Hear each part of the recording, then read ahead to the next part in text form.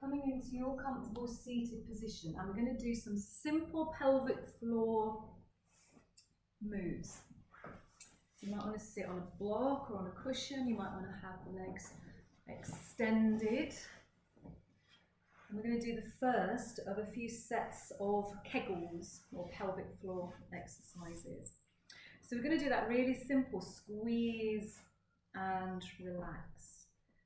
So I want you to find your pelvic floor muscles. So there are 3 sphincters, as I mentioned earlier, and actually we want to be able to squeeze all 3 of them because they are embedded in this pubococcygeal muscle that runs from the pubic bone to the tailbone.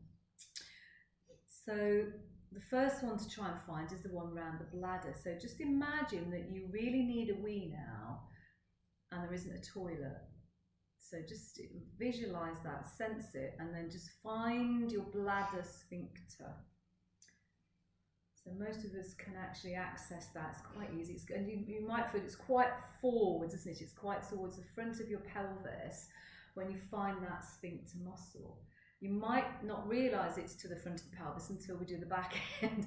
So now you're going to do the same thing around the rectum. So now you need a number 2, and there's no toilet.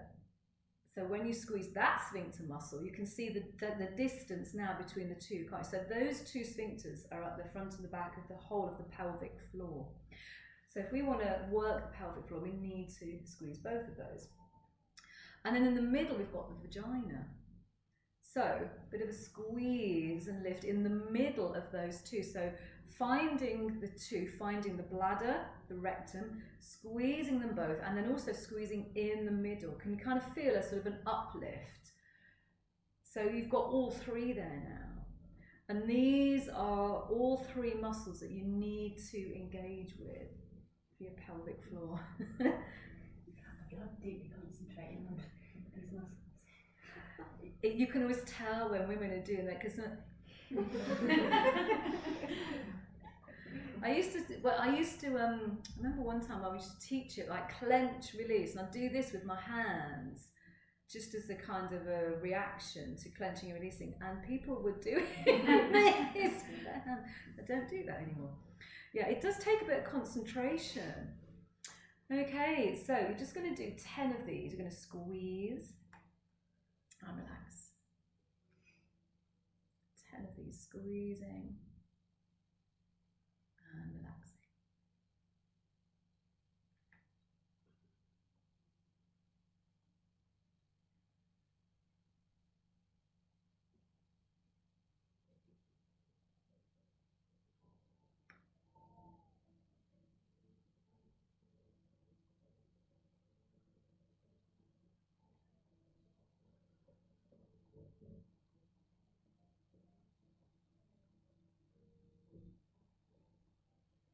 And after a while, you should be able to really determine the difference between tensing and relaxing. Now, can you all feel a very big difference now having done about 10 rounds? And it's that relaxation element is really important as well. So what you don't want to do is overtone the pelvic floor, have a rock solid pelvic floor, and then when your baby tries to get out, can't because your pelvic floor is really tight. So you need that relaxation. So as much as you are tensing and tightening, really enjoy that letting go and that softening at the end as well, because we need both. We need control over them both. It's a little bit like with the abs as well, isn't it? You know, we all think we need really, really strong abs, but if your abs are too tight, if your baby doesn't get in the right position early on in pregnancy, then having a really toned set of abdominal muscles will prevent your baby from turning. And then you'll have a C-section. So all the good work that you've done having like really good abs has gone to shit because you've had a C-section. That's why I don't have abs. That's my excuse as well. Yeah, I had a C-section like 23 years ago, and my abs have never been the same since. You never get it back. You get most of it back, but there's just bits of it that are just dead, you know. So I think that's a good advert for not doing loads of abdominal exercise. You need to know that about a year before you want to get pregnant there, don't you? Okay, so let's have a look at coming into what I would call a birth squat. because it is slightly different. So we've done some squatting prep to strengthen the legs. So come over onto your hands and your knees again. And then widen your knees. So again, you want to be able to sort of get your baby between your legs. But now you're going to tuck your toes under. I'll show you first, and then you can have a go. And if you think it's not going to suit your pelvis, then you don't do it.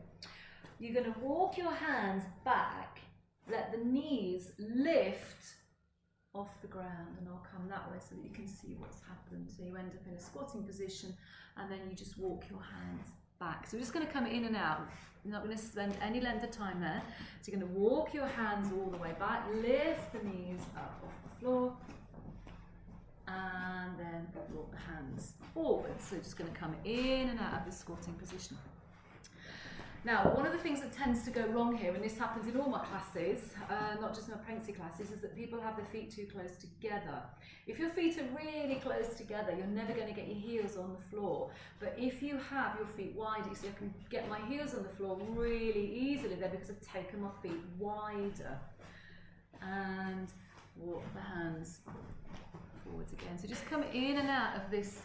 You're all right. It doesn't feel very natural. It's not natural to us. We don't adopt this position at all.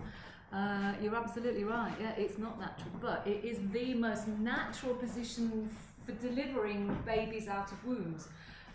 It's just that we're so medicalised here that we don't have it anymore. And it's a case of just practicing it, just doing it and doing it. And the knees need to sort of come out as well. So if your knees are still forwards, see if you can work on externally rotating the legs so they come out nice and briny. Yeah, got it. Can you get out? And then walk the hands all the way. Lovely. Okay, so that's something that we will just build on over the weeks. You know, so all these little things start building up. You know, because doing it once, it's going to be all right for today. But you know, you want to kind of be able to do it more easily. I'm quite annoyed. I found it really comfortable last time. It's a lot less comfortable this time.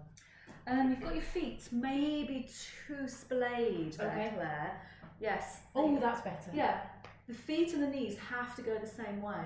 And again, it's something that happens in all my yoga classes, and I'm not even going to do it wrong because it's very bad for your knees, but your feet and your knees have to go the same way. So if your feet are out that way, unless your knees are there, you're going to find it really uncomfortable. So just allow your feet to mirror the angle that your knees are going in. It's a really nice stretch of the lower back as well once you can get your feet on the floor. Right. I forgot about that. I really liked that one last time. Yeah. I've forgotten about it. Yeah, I love it. It's Yeah. really nice in my lower back. Okay, well good. I'm wearing you out, aren't I?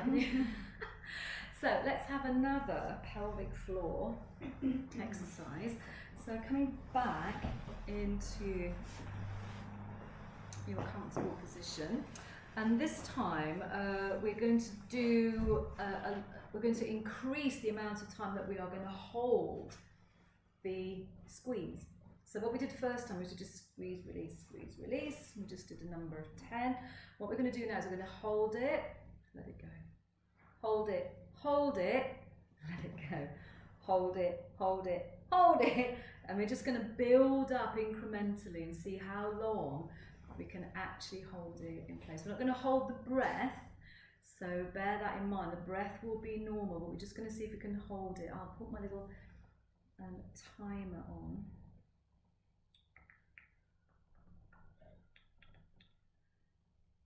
And I'll just count.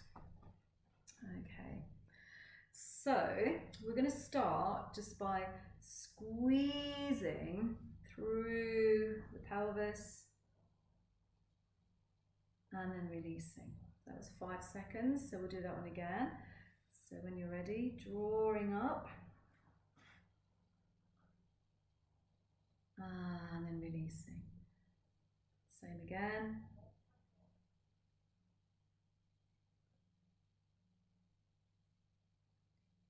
And release. Right, now we'll try for 10 seconds and see if we can hold it. You might drop off a little bit before then, but it's all about, so these are muscles that need toning and training. So it's like, you know, if you go to the gym and you start doing weights, you start with a little one and then eventually train the muscles to be able to do bigger lifts. It's the same with the pelvic floor muscles. If they're not trained, if they're not toned, You need to just keep doing lots of reps to get them strong.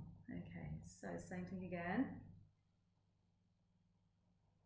Don't forget to breathe. And then let go.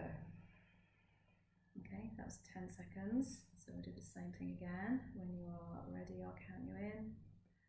And go.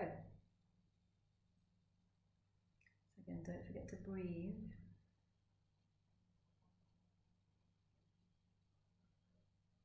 And relax. Is that harder? Can you? Yeah. I feel like I'm going up and down, like my body is that?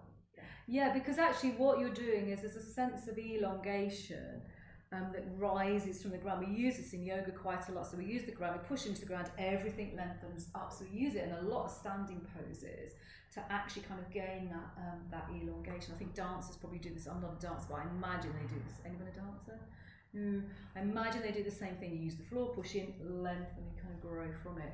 So there is an element of that. The other thing that's interesting with pelvic floor exercises is that it sometimes wakes the baby up because there's an energetic uplift.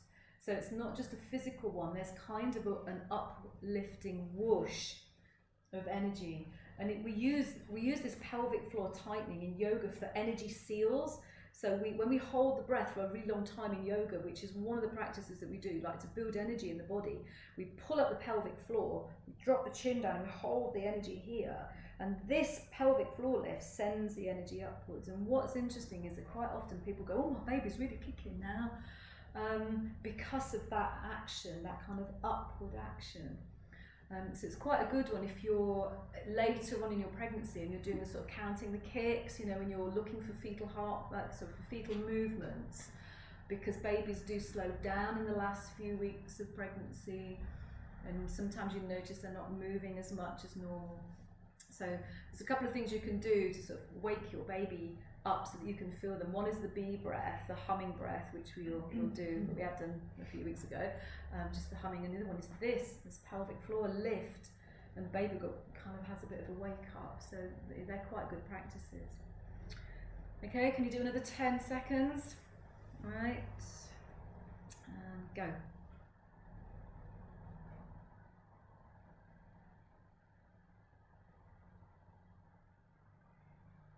And relax.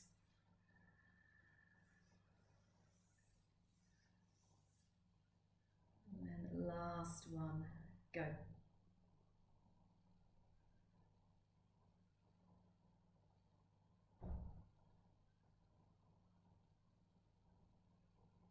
Okay, is it getting easier?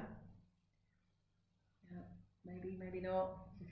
Yeah, so I would do something, create something that is an aid memoir, so that you remind yourself to do some of these practices daily. So the tucking and the tilting, you can actually do it in this seated position. So we've done it on all fours and we've done it standing, but if you're sitting at a desk all day, it's not always possible to do that. Although I do always say, as a pregnant woman, you can get away with anything. You know, if you do some weird thing, whether it's some weird breath or some weird movement, all you've got to say is, it's from a pregnancy, and you'll be left alone. And maybe brought a cup of tea and some cake as well. Yeah, it's surprising what you can get away with. Having said that, you know, you might not want to do that, but you can do the tucking and tilting in a seated position. So where you're in your seated position now, either with it's a bit tricky with the legs out straight, but if you imagine you're sitting in a chair, we can even sit in a chair. Do you want me to bring your chair, Sophie? No, okay. So we're just going to do a few rounds of this tucking and tilting in a seated position. So just tucking the tailbone under, tilting it. Tuck the tailbone under, tilt it. Okay? And can you feel that tucking and tilting movement? It's lovely from here because all I'm seeing is baby down, baby up, baby down. Seeing all these like bumps rising and falling.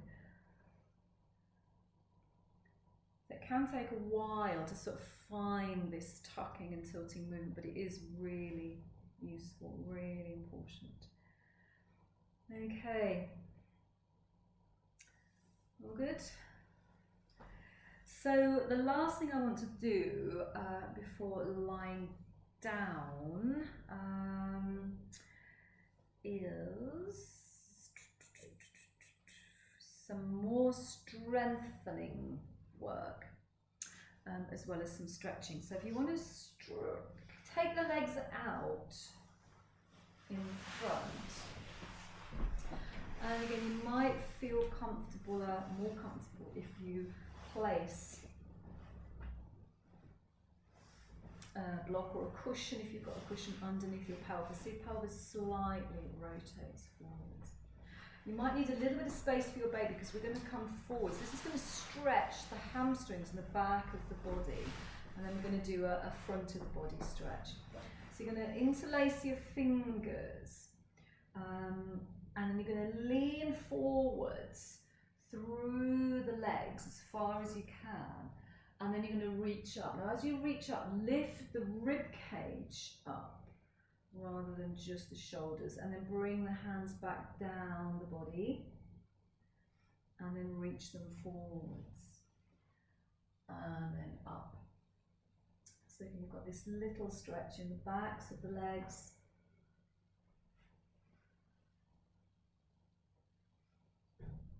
So any kind of stretching feels good during pregnancy.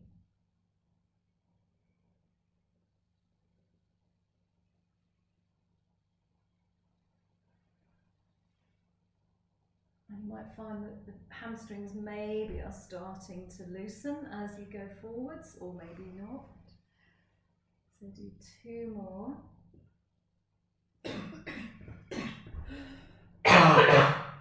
Sorry, it's maybe. It's alright. Well, I keep saying, not every cough is COVID. Just release the hands all the way down. Okay, and then coming into cross-legged position again. And then bring the soles of your feet together, let the knees drop out to the side. So again, these hip opening moves. And then we're going to circle around, so just going to move your belly, just circle the belly around. This can get into lower back, get into hips.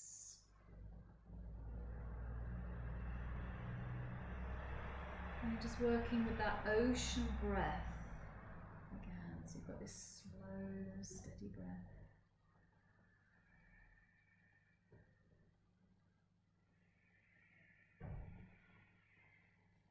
And then change direction and circle the opposite way.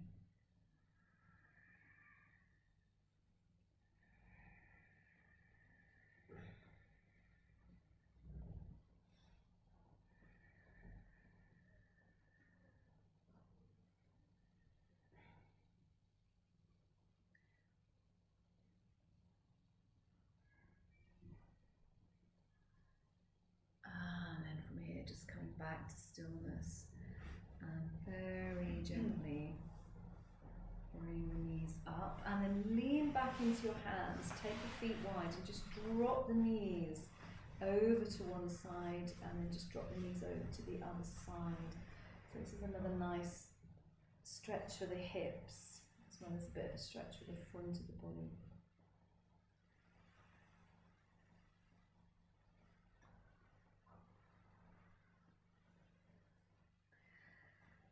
Okay, so we're going to finish with one final stretch before going into relaxation. I'm just going to show you this one, because if you haven't done this before, you haven't done any yoga before, you're going to be lying down on your back, so you won't see me. So if I show you, at least you've got a bit of a visual. So it's called bridge pose, or 2-foot support. It's got quite a few different names.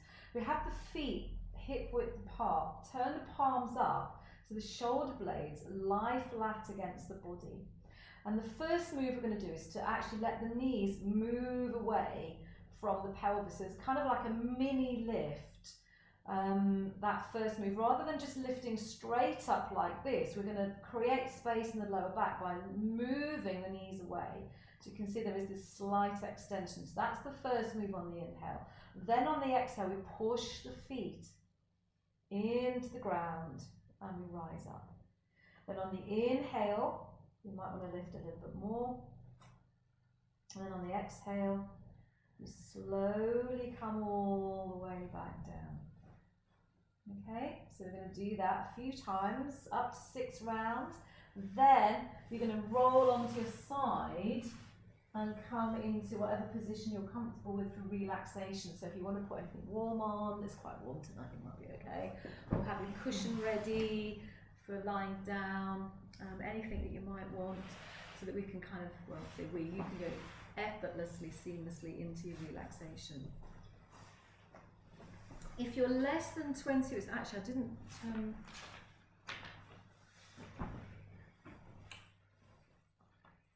Bryony, how many weeks pregnancy are you? 29. 29, okay, so you're not a back liar anymore, Camilla? I'm only 14. 14, you can lie on your back if you want to. It's usually round about 20 weeks where the weight of the uterus is too much on the vena cava, on the circulatory system. So about 20 weeks is the cut-off, but you might not be comfortable anyway. So. I am definitely the most comfortable with that. So Okay. Well, you've got a few more weeks and make the most of it. Okay, so coming and lying down onto your back. We're only going to be there momentarily. So a few rounds. Have the feet on the floor, fairly close towards the buttocks, but not all the way in. And turn the palms upwards so that you can shimmy the shoulder blades flat into your back. Be careful with that, Kate, because what might happen as you rise up, if you come up quite a long way, you're going to overstretch the back of your neck, your cushion behind the head. It depends, you might not get high enough up, but if you do, it's going to really stretch the back of your neck out. Okay, so on that first inhalation, you're going to just lengthen the knees away from your pelvis, as if you're trying to pull your thighs out of your pelvis. Feel that stretch in the lower back. Then on the exhale, push the feet into the ground and just lift up. You don't have to lift up very far, just to where you feel comfortable. Then inhale, maybe lift a little bit more, or just let the breath lift you up. And then as you breathe out, slowly peel the spine down to the floor. And then you just do the same thing again. So on the in-breath, let the knees move away. And then on the out-breath, push the feet into the ground and slowly rise up. As you breathe in, push the feet into the ground a little bit more. See if you can come up more. And then on the out-breath, slowly peeling all the way down. You okay, Sophie? I'm fine. I just felt like I was upside down. What, dizzy? Yeah. Okay. Just get straight into relaxation then. You did it so much last week.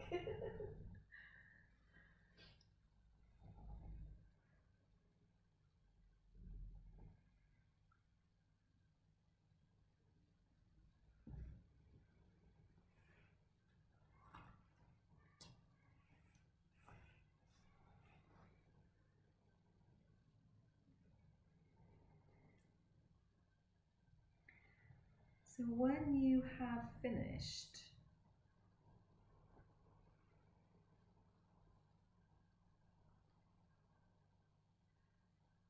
the next one, you can come down